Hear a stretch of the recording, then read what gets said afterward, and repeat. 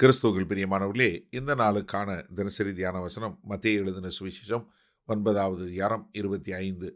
மத்தேயு 9:25. மேத்யூ 9:25.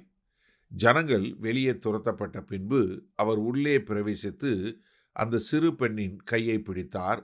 உடனே அவள் எழுந்திருந்தாள். ஆண்டவர் எப்போவுமே பார்த்தீங்கன்னா, இந்த மாதிரி அவிசுவாசம் இருக்கக்கூடிய இடங்களில் அவர் குணப்படுத்த போகும்போது பெரும்பாலும் ஜனங்களை பூரா அவர் துரத்தி விடக்கூடிய காரியத்தை பார்த்துருக்குறோம். இல்லைன்னா என்ன பண்ணுவார், எப்போவுமே அவர் கூட பேதுரு, யாக்கோபு, யோவான் இந்த 3 பேரை மாத்திரம் தான் கூட வச்சுக்கிடுவார். மீதி எல்லாரையும் அவர் வெளியே துரத்தி விட்டு. ஏன்னா ஒரு விசுவாசம் உள்ள ஒரு இடம் தேவை, ஒரு விசுவாசம் உள்ள ஒரு சூழ்நிலை தேவை என்று சொல்லக்கூடியதாக அவங்கள இது பண்ணிட்டு என்ன பண்ணுறாரு, அந்த சிறு பெண்ணுடைய கையை பிடித்தார். மரித்து போன பெண்ணுடைய கையை பிடித்த உடனே அந்த பெண் உடனே ஜீவன் பெற்றவர்களாய் வரக்கூடிய ஒரு காரியம். மரித்தவர்களை உயிரோட ஆண்டவர் எழுப்பக்கூடிய ஒரு காரியம். என்ன, கர்த்தரை தொட்டாலோ இல்லை கர்த்தர் ஒருத்தரை தொட்டாலோ அவங்க சுகமாகக்கூடிய ஒரு காரியத்தை பார்க்குறோம். ஏன்னா இதற்கு முன்னாடி தான் பார்த்தோம், இந்த 12 வருடமாய் பெரும்பாடுள்ள ஒரு ஸ்திரீ இயேசு கிறிஸ்துவை தொடுறாங்க. உடனே அவர்கள் தொட்டு குணமாகக்கூடிய ஒரு காரியத்தை பார்க்குறோம். அதே மாதிரி மத்தேயு 8வது அதிகாரத்தில் ஒரு குஷ்டரோகி அவரை கேட்டு என்ன கேட்குறாரு, ஆண்டவரே உமக்கு சுத்தமானால் என்னை சுத்தமாக்குன்னு சொல்லி சொன்ன மாத்திரத்தில் 3வது வசனத்தில் இயேசு தமது கையை நீட்டி அவனை தொட்டு எனக்கு சுத்தமுண்டு சுத்தமாகு என்றார். உடனே குஷ்டரோகம் நீங்கி அவன் சுத்தமானான். அதே மாதிரி கப்பர்நாவுக்கு வர்றாரு. கப்பர்நாவுக்கு வரும்போது அங்கே பேதுரோட வீட்டுக்கு வர்றாரு. அங்கே பேதுரோட மாமி சுகமில்லாமல் இருக்கிறாங்க. அதை கேள்விப்பட்டு கர்த்தர் என்ன பண்ணுறாரு, அதே மத்தேயு 8வது அதிகாரத்தில் 15வது வசனம் பாருங்கள். அவள் கையை தொட்ட உடனே ஜுரம் அவளை விட்டு நீங்கிற்று. அவள் எழுந்திருந்து அவர்களுக்கு பணிவிடை செய்தாள்.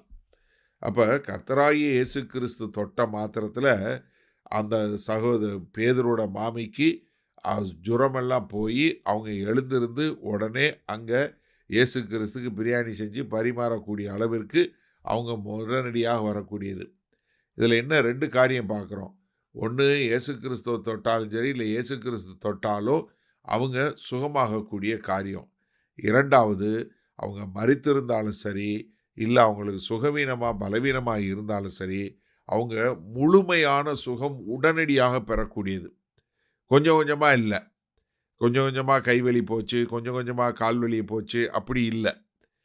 அதாவது ஒரு உடனடியாக ஒரு இயற்கைக்கு அப்பாற்பட்ட ஒரு காரியத்தை நம்ம பார்க்க முடிகிறது. அங்கே என்ன, உடனடியாக அப்படியே அந்த நொடியே அந்த பிள்ளை எழும்பி வரக்கூடிய காரியம்.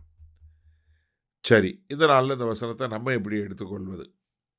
அதாவது பழைய ஏற்பாட்டில் நீங்கள் யாரை தொடணும் தொடக்கூடாது என்பதை குறித்து மிக தெளிவாக காரியங்கள் சொல்லப்பட்டிருக்கு. நம்ம கடந்த சில நாட்களாக பார்த்தது போல் ஒரு ஒரு சகோதரிக்கு மாதவிடாய் காலம் போக வேறு காலகட்டத்தில் இரத்த ஓட்டம் இருந்துச்சுன்னா அவங்கள யாரும் தொடக்கூடாது. ஒரு குஷ்டரோகி குஷ்டம் இருந்துச்சுன்னா யாரும் தொடக்கூடாது. இப்படி வியாதி உள்ளவங்க இப்படி மற்ற மக்களை நீங்கள் தொடக்கூடாது என்று சொல்லக்கூடிய ஒரு காரியம். ஆனால் இயேசு கிறிஸ்து புதிய உடன்படிக்கையில் வந்ததுக்கு பிறகு இப்போ என்ன, நீங்கள் தீட்டு கிடையாது. அதாவது பழைய ஏற்பாட்டில் ஒரு தீட்டான மனுஷன் உங்களை தொட்டால் நீங்கள் தீட்டு. ஆனால் புதிய ஏற்பாட்டில் எப்படி, நீங்கள் தொட்டால் ஒரு தீட்டானவன் சுத்தமாவான். அல்லேலூயா. எப்படி? அதாவது மரித்து போனவனாக இருந்தாலும் ஜீவனோடு வரக்கூடிய ஒரு பெரிய வல்லமை. காரணம் என்ன, நமக்குள்ளே இருக்கிற அந்த பரிசுத்த ஆவியானவர். அந்த பரிசுத்த ஆவியானவர் எல்லாரையும் விடுதலை செய்து அவர்களை தேவன் பக்கமாக திசை திருப்பக்கூடிய காரியம் செய்யக்கூடியவர். அதனால் அதிசயங்கள் அற்புதங்கள் மிக லகுவாக நடக்கக்கூடிய ஒரு காரியத்தை பார்க்குறோம். அதனால தான் இங்கே இயேசு கிறிஸ்து அவங்கள தொட்ட உடனே, எல்லாரையும் தொடணும்னு அவசியம் இல்லை. ஏன்னா இப்போ லாசருவை எழுப்பும்போது அவர் தொடவே இல்லை. அவர் என்ன சொன்னார், லாசருவே எழும்பி வா அப்படின்னு தான் சொன்னார். அப்போ என்ன, கர்த்தர் இங்க தொடுவது அவருடைய மன உருக்கத்தையும் அவருடைய மன இரக்கத்தையும் காட்டக்கூடியதாக இருக்கிறது. அதனால இங்கே கர்த்தராகிய இயேசு கிறிஸ்து ஒரு மரித்த பெண்ணை உயிரோட எழுப்பி வரக்கூடிய ஒரு காரியம். அப்போ பாருங்க, எவ்வளவு கிருபை, எவ்வளவு இரக்கம், எத்தனை அற்புதம், அதிசயம். அதை நேர்த்தியாக கர்த்தர் செய்து கொடுக்கிறார். மகா கிருபையும் இரக்கம் நிறைந்த எங்கள் அன்பின் தகப்பனே, இதோ முன்னாடி இருந்தது போல நாங்கள் இல்லை ஆண்டவரே. முன்னாடி நாங்கள் யார் எங்களை தொட்டா தீட்டு, யார் எங்களை தொட்டா இதுன்னு சொல்லி நாங்கள் பார்க்க தேவையில்லை.